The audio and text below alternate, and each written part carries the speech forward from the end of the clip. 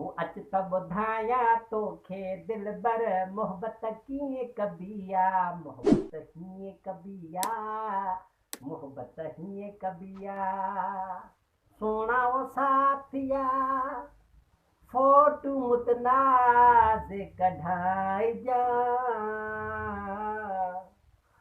मूसां वो पाण सां जानी गॾु मिलाए गरियूं खाइजां। फेसबुक ते या यूट्यूब ते, फेसबुक ते या यूट्यूब ते पोइ तस्वीर अपलोड कबी आ, मोहब्बत हीअं कबी आ।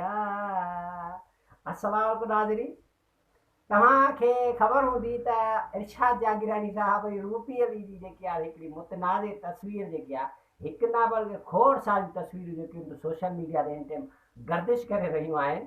सो असां पाण परेशान थी विया सिंधी मीडिया में अहिड़े क़िस्म जूं। मुंहिंजे ख़्याल में लॻे थो डायरेक्टर हिन जो को सॉन्ग जो डायरेक्टर अंग्रेज़नि सां वाबस्ता हूंदो या बॉलीवुड सां वाबस्ता हूंदो कानो। ईअं थी थो सघे पर सिंधी मीडिया में जिते त असां सिंधी मीडिया में जेको आहे औरत जे लाइ हिकिड़ो ॿियो ख़ासि मक़ामु आहे। सिंधी मीडिया जेकी आहे हिकिड़ी अदबी मीडिया सॾाइबी आहे, छो त असां सिंधी सकाफ़ती माण्हू आहियूं। पोइ लॻे अलाए छा थो अलाए छा सम्झी डायरेक्टर जेको आहे हिन कलाम जी डायरेक्शन रखी आहे। बाक़ाइदा ईअं थो लॻे ॼण टाइटेनिक ते न हीरो हीरोइन जेके ॿेड़े ते जेको जीअं टच कयूं वञनि पिया, तस्वीर बाक़ाइदा टाइटेनिक जी जेकी टाइटन में लॻल आहे। मां सम्झां थो अहिड़ी तस्वीर कढाइण जी ज़रूरत कहिड़ी आहे। अलाह माफ़ करे। सो ॾाढो फेसबुक ते मां चवां थो कमेंटनि जा दड़का लॻा पिया बाबा हिन में पंहिंजो यूट्यूब ते जातो काथो बदनामी त एॾी ख़ूब थी आहे हिन जी इरशाद जागीरानी साहब जी रूपी अली जी जो हद को ज़्यादा। ऐं कलाम जेको वरी रिलीज़ थियो आहे एतिरी हिनखे पॉपुलेशन जेकी आहे न मिली आहे।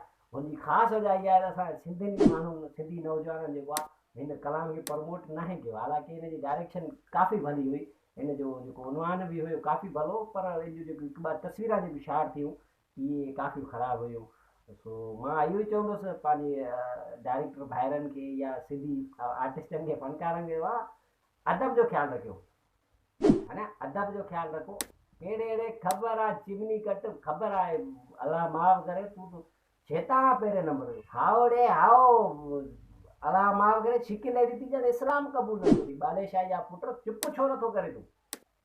दोस्तो बिरादरी में अहिड़ा माण्हू बि हूंदा हिन जहिड़ा, बिरादरी में अहिड़ा बि माण्हू हूंदा आहिनि जो शैतानी करे सॼी बिरादरी खे विढ़ाए पोइ वरी चवंदा आहिनि यार असांजी त ख़्वाहिश आहे सभु पाण में हिकु हुजो। हाणे शैतानी करे जुदा बि कयो था त हिकु कीअं थींदो, दूरि थींदो तव्हां वारो। हाणे हे बि उहा ई ॻाल्हि थो करे बाबा शाइरी शाइरी त ईअं न आहे मुंहिंजा जानी, इहो ई शाइरी इहो ई फ़र्क़ु त न आहे। पोइ हिकु अंग्रेजी सीन हणी छॾूं पोइ मोहबत ईअं कबी आहे त हा ईअं कयूं अॻुड़ी न अथव ख़ुदा कसम। त दोस्तो मां इहा ई गुज़ारिश कंदुमि पंहिंजो हिनखे डायरेक्टरनि खे, पंहिंजे सिंधी जेके बि फ़नकार आहिनि आर्टिस्ट आहिनि, बिराए महिरबानी जेको आहे पंहिंजे सकाफ़त जो पंहिंजे अदब जो ख़ासि ख़्यालु रखो। उहो मवादु ॻायो, उहो कल्चर ॻायो या उहे टॉपिक ॻायो जंहिंमें तव्हांखे भरपूर मोट मिले ऐं पंहिंजी क़ौम जी बि तव्हांजी शान रहिजी वञे, तव्हांजी बि शान रहिजी वञे।